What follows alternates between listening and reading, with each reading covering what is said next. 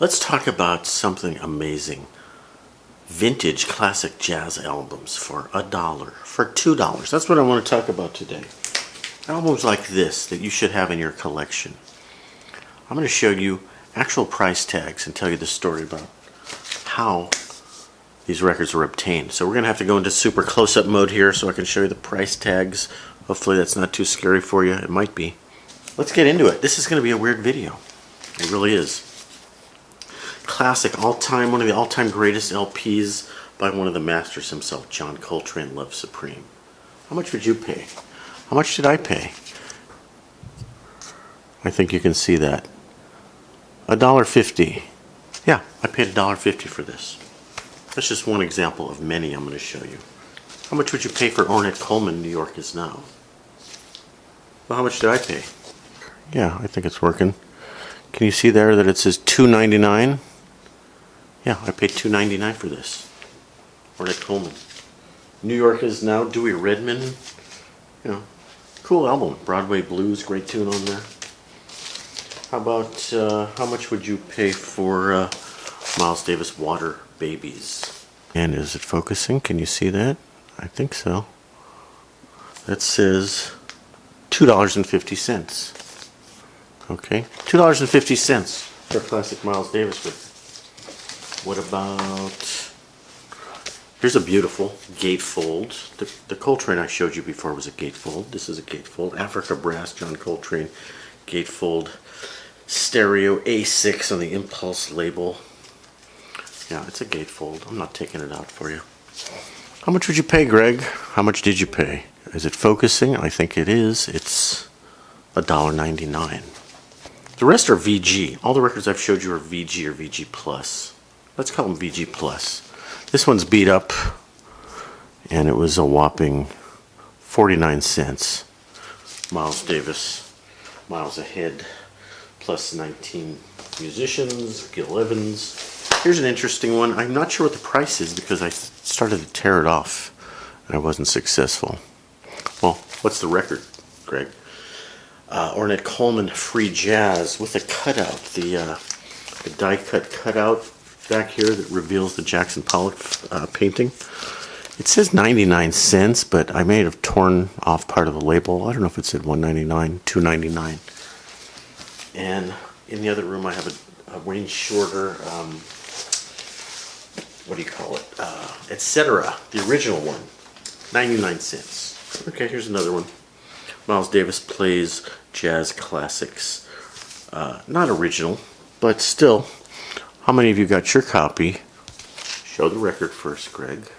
I think this is a compilation of the Walkin' and Workin' series, but still, how many of you got your copy for only, what does it say, $2.50? Now, these are not from thrift stores, okay? Let's change the camera angle up a little bit.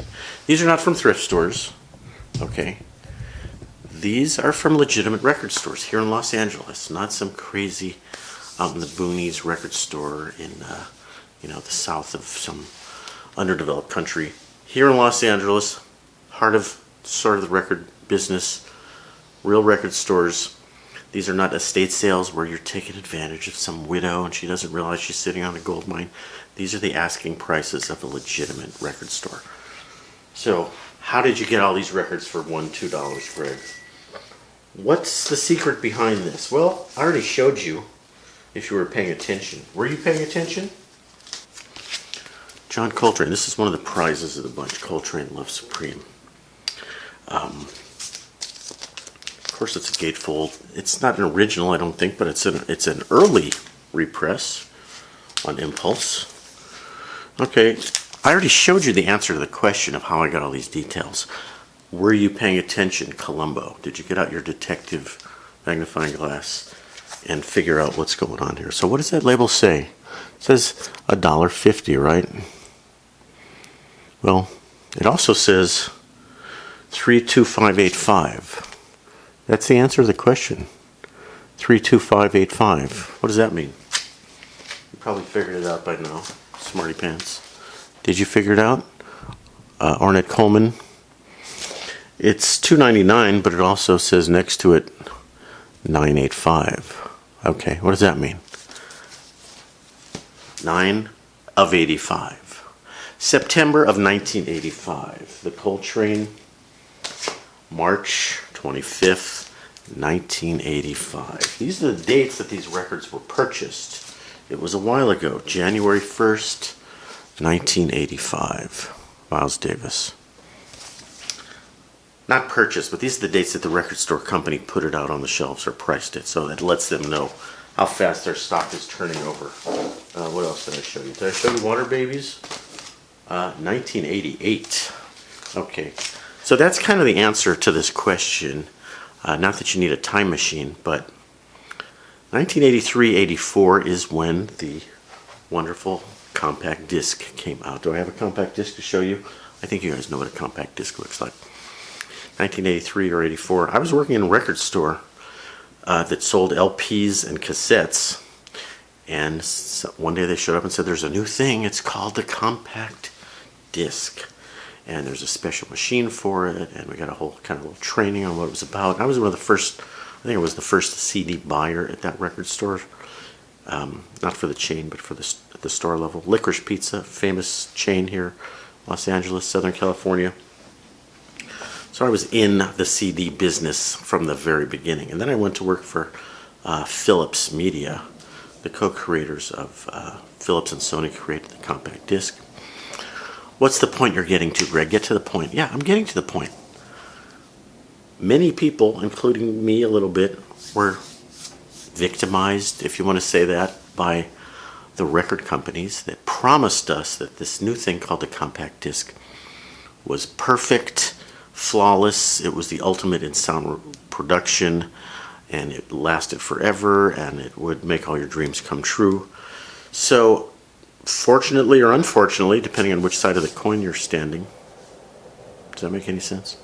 A lot of people just said, oh, let me dump these crusty, old, scratchy vinyl records. I'm just going to dump them at the nearest dust bin, or I'm going to drop them off at the Goodwill, or I'm going to give them to a record store. If the record store is selling John Coltrane Love Supreme for $1.50, what did they pay for it? A nickel? A quarter? Did they get it for free? People were dumping great albums of all genres at that period of time because they were promised that the revolution of CD digital audio was here and your LPs were obsolete. So yeah, it's a buyer's market if people are dumping their LPs by the ton. And I got so many great deals. I mean, this is just a handful that I grabbed, okay? But the opportunity to take advantage of market conditions and be a contrarian, okay? That's kind of an economic, libertarian, investy kind of a word, you know? Do the opposite of what others do. Warren Buffett talks about this, but supposedly the quote really came from Baron Rothschild, who said, the time to buy is when blood is running in the streets. Okay, I'm not trying to go toxic capitalist on you here. I'm just saying that you can get bargains when you're buying the thing that everyone is selling. And right now, we're on the opposite end of this dynamic, this economic cycle. Right now, LPs, people are spending crazy money for LPs because everybody wants LPs, especially original old LPs, and there's tremendous scarcity. And that's enough of an economic incentive for producers and record companies to fire up the record pressing plants and start cranking out reissues of classic jazz. Just like they did in the early days of the CD. They just cranked out CDs that many of them were from very dubious sources. Many of them were from 3/4 inch videotape. Yes, it's true. U-matic videotape was one way that they would do a lot of transfers back then. A lot of the original early CDs sounded terrible. We were promised they would sound great. A lot of them sounded terrible. A lot of LPs coming out today don't sound that great and are not pressed well and are pressed with pops and scratches and dings and dust and oh, it's 180 grams vinyl, but the record companies are falling over themselves to get that material out into your hot little hands because we're in an LP buying frenzy, and CDs are now where LPs were. Now you can go and buy CDs for pennies. I've literally bought a Mosaic Blue Note set of Hank Mobley at the Goodwill, like 15 or 18 discs. It was like 3 sets. You know, I've bought that kind of stuff at the Goodwill. Right here I have a, oh, where is it? I don't know if I can find it. I got mountains of CDs. I'm not going to pull them out. I've got like a gold disc Mobile Fidelity Coltrane for $1 at the Goodwill. Okay, so I think you get my point. Is that we're living in economic cycles, and a lot of the cycles are really psychological, but a lot of them have to do with the way the record companies, other corporations, and the media pushes the emotional content of these cycles. So we're just in this insane LP buying frenzy, which I think is a little bit funny. Is it going to top out? Is there going to be a day where people say, you know what, I'm sick of Blue Note tone poets. I'm going to let them all go for 2 cents. I don't know. Is that day going to happen in 10 or 20 years? Well, I can't really wait around for that because I'm already up there in age. But a couple of other observations of this dynamic. Okay, back when I bought a lot of these records, mid and late 1980s, I was in my 20s and didn't know that much about jazz. Okay, I had come into music from, you know, playing guitar and Hendrix and Stones and Clapton, and I just started to get into jazz. And you can see from the collection I showed, I was very heavily collecting Miles Davis, John Coltrane, Ornette Coleman. Those are like some of the only jazz people I knew back then. I look back and think, how many great records did I leave on the record shelf because I didn't know about Eric Dolphy. I literally, when I was 23, I did not know who Eric Dolphy was, or Albert Eiler, or, you know, name a bunch of people. Cecil McBee, or Joe Henderson, or Andrew Hill. I certainly didn't know who that was for another couple decades. All kinds of great people that those records were probably sitting there for $1, and I just grabbed the popular names that I knew. This was before the internet. This is 10 plus years before the internet. How did you learn about jazz before the internet? Well, I worked at a record store. I worked at 3 record stores when I was a youngster. The famous one, Licorice Pizza, I mentioned, and a lot of musicians worked there. Some very famous, some very, very famous, which I won't get into.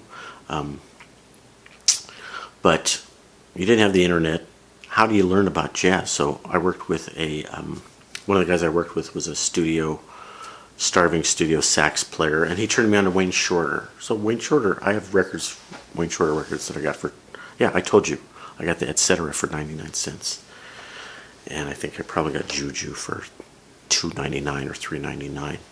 But he told me about Wayne Shorter, but his favorite record was Native Dancer with Milton Nascimento, much later in Wayne Shorter's career, not classic hard bop. He was in the Wayne Shorter, and he told me about Jan Gabarek, who I don't like. Sorry, I don't like that high-pitched soprano-y sax sound that much. Coltrane does it, yes. Anyway, my point is, there's a point to this rambling.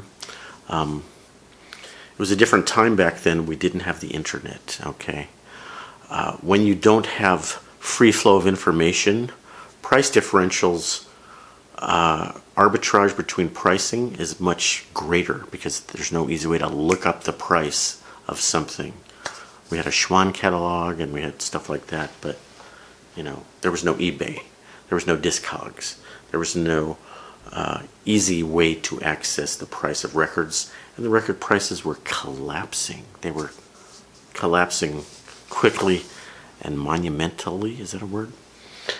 So it kind of kills me today to have to pay $30 for a record. Like, okay, when that record came out, it might have been $3.98 or $5.98 or $7.98 when it was the original pressing, and now to pay $30 and $40 for a record kills me. Part of that is inflation, okay? Part of that is inflation of our dollars keep getting smaller. Everything goes up in price. But part of that is supply and demand, okay?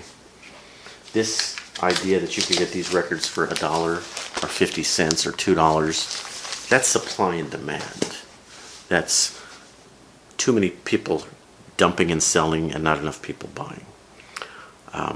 But a lot of this is inflation, what we're seeing. When CD prices were, not CD prices, CD sales were skyrocketing, and we were constantly fed by the media day after day that CDs were the future, digital was the future. I put all my records in the garage for a few years, and I kind of said to my wife, why don't we get rid of all these smelly old records? We got digital now. We got Apple TV and Apple iTunes and early attempts to do streaming that didn't work out back in the 90s, or the 2000s, I should say. And now we've come full circle. Now we've fallen back in love with vinyl. But the record companies, I'm always a criticizing the record companies, you know. They made us buy the record on LP, and then they made us buy it on CD, and then they made us buy the remastered CD, the expanded edition CD, and then they made us buy the LP again, and then they made us buy the expanded edition remastered LP. Okay, there are records that I have 4, 5, 6 copies of. Okay, I think I have 6 copies of Zeppelin 4. I have 3 or 4 copies of, Miles Davis Kind of Blue. I have 2 or 3. I could go on and on and on. We all get stuck in this. The grass is always greener. We want what our friends have. So the psychology of this.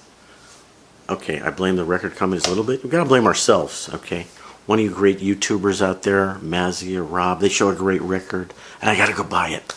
That's psychology. That's herd mentality psychology, which I'm definitely a member of, a follower of, a victim of, perpetrator of. What am I? I don't know.